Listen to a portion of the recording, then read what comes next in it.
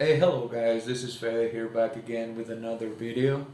And today I wanted to do the mid-year Freakout Booktube tag, whatever. There's a bit of a tongue twister, the name of the tag, but yeah, it's a mid-year tag just to know how I've been with my goals, my reading goals and all of that.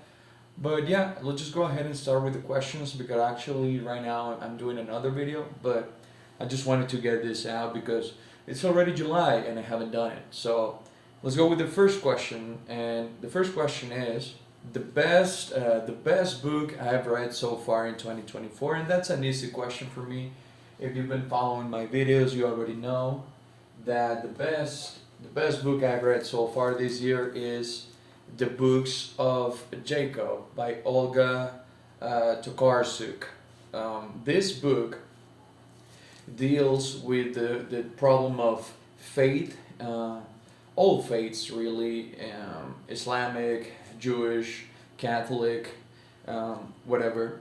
But yeah, it focuses on one character that really existed, whose name was Jacob, Frank Jacob, and yeah, the book is set in the 1800s, I believe, um, in Eastern Europe, right, and sort of the Islamic world a little bit as well.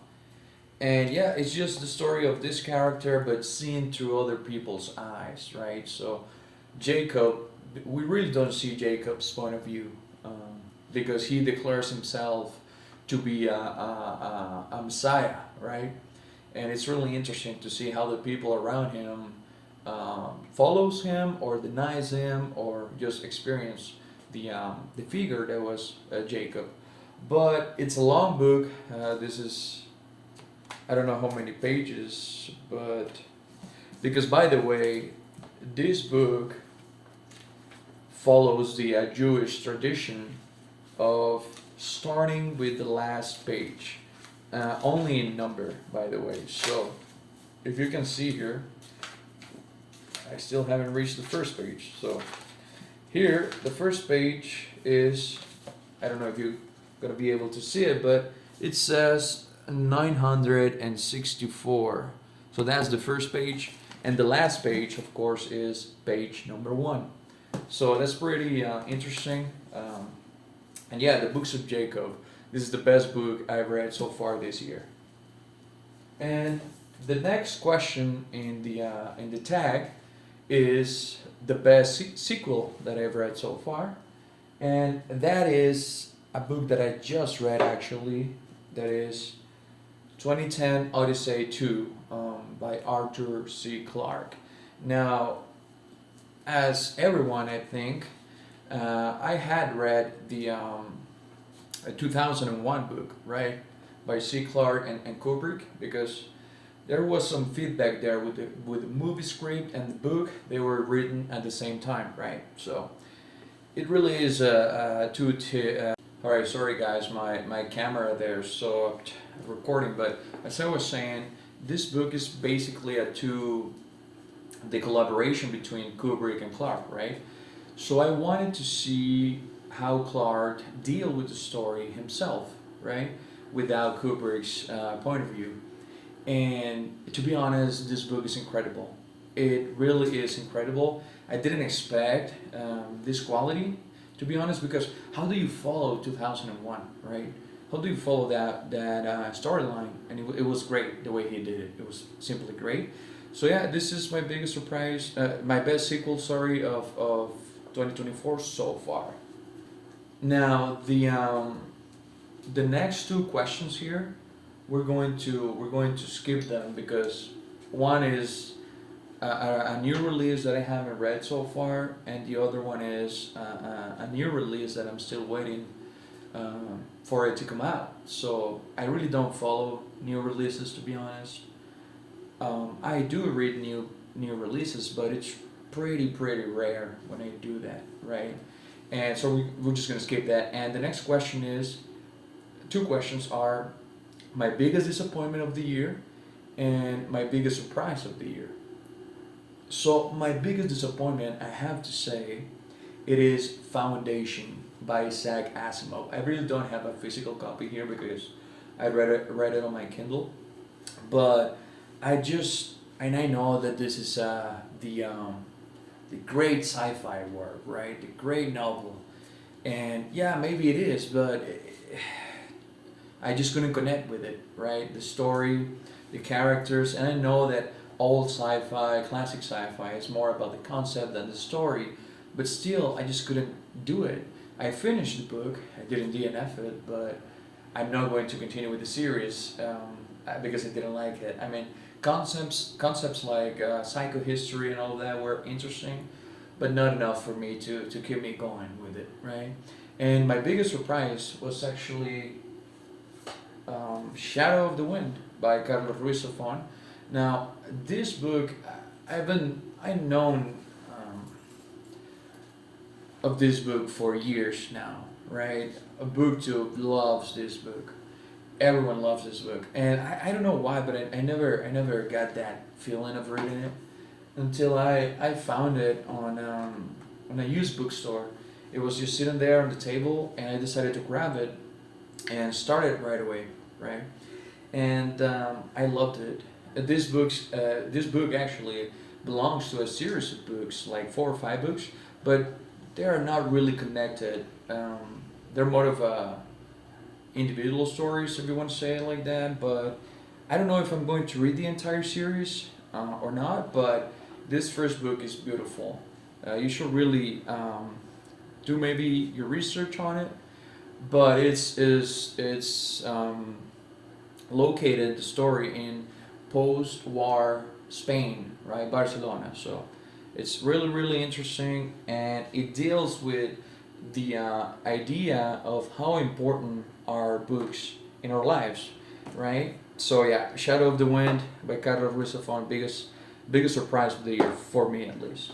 All right, now the next question is favorite new author, right? For me, and a new writer that I haven't read before, surprisingly, was this guy right here, Alexander Dumas, right? So believe it or not, I think I read Three Musketeers when I was younger, like a kid, but of course it was the abridged version, and it was like for kids and whatever. But this is the first time that I'm actually reading Dumas, right? And I decided to start with his biggest piece of work, right, which is The Count of Monte Cristo, and this story, man, about revenge, about wanting that thirst for blood and to avenge the love that was lost. It's just such a beautiful story, and a story beyond time, right? Because who doesn't want to get revenge of those who have wronged oneself? So yeah, The Count of Monte Cristo, Alexander Dumas, my favorite new author for sure. And actually, we're going to talk about another book of his in a moment, but that will be in due time. Now, the next question is a bit fun, or I don't know how to say it. Listen, I'm not like adolescent, or I'm not like 15 years old, but I'm going to answer this question just for fun. But the question is your new crush for 2024 in books, right? And this was difficult for me to answer because I really don't have crushes. At least not in. I don't know how to explain that, but it seems childish to me. But let's just play along with this. And my new crush is. It's not the Hunchback of Notre Dame. It's the Esmeralda. You know, this gypsy that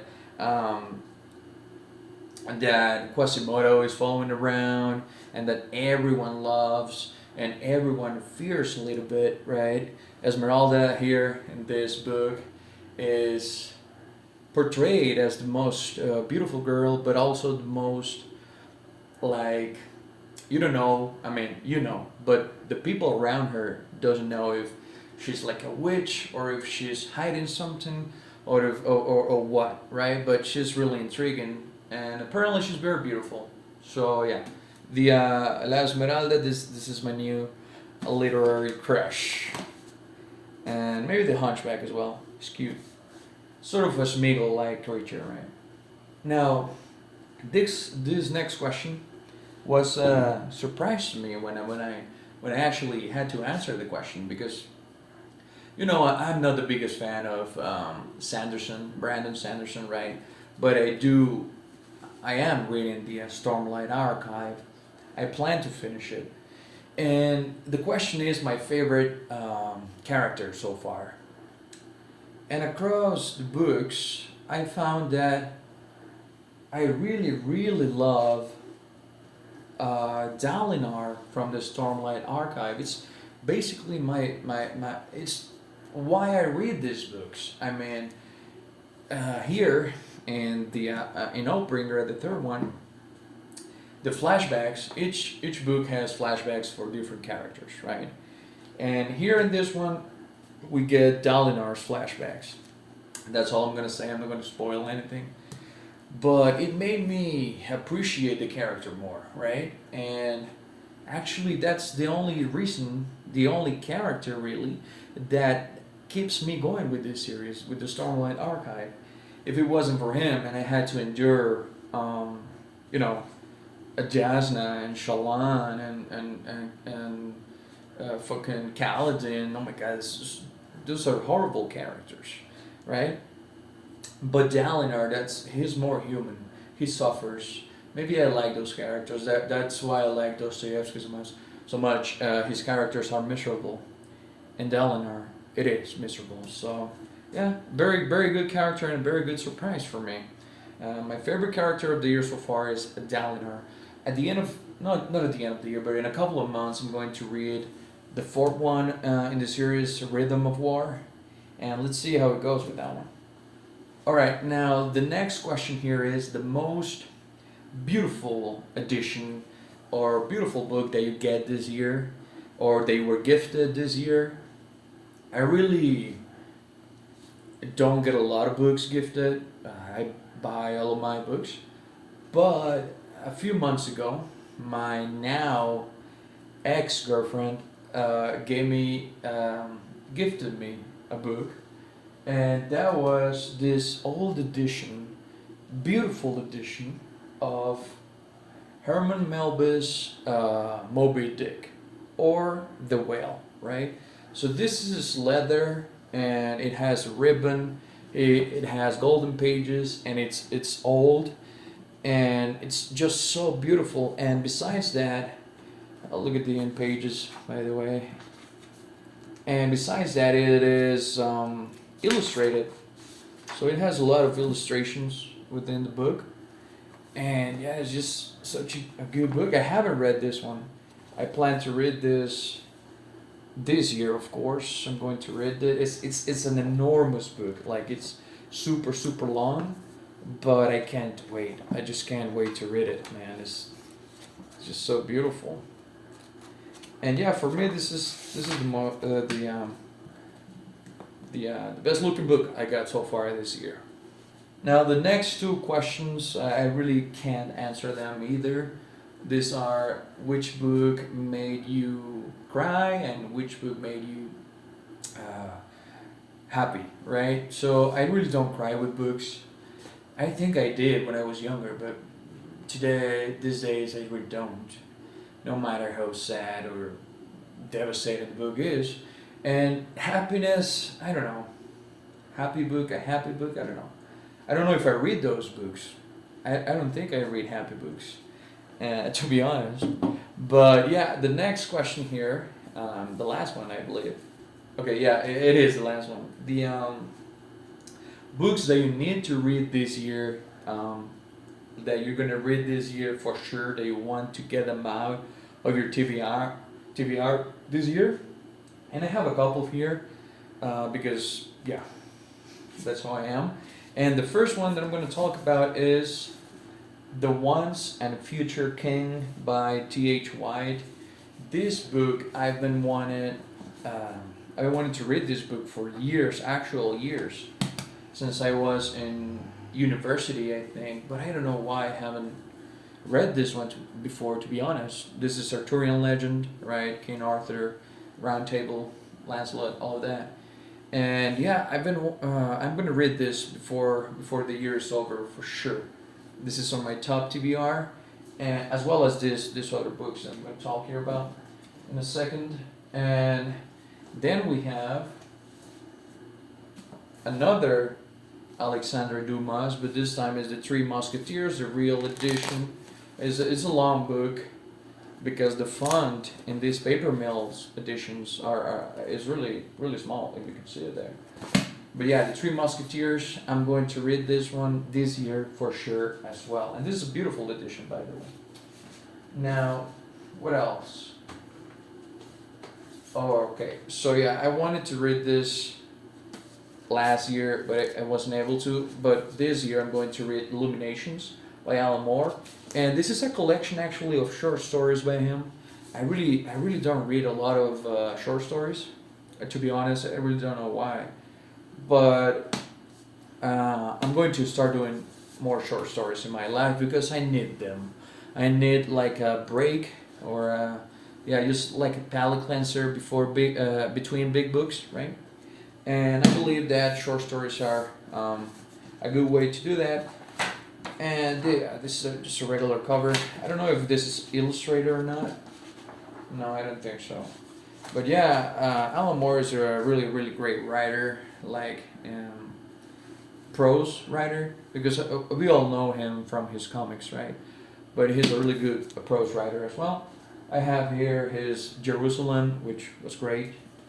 And then lastly, but certainly not least, I have an enormous book here, and it's the complete works of Ursula K. Le Guin regarding the Earthsea cycle or saga or something like that.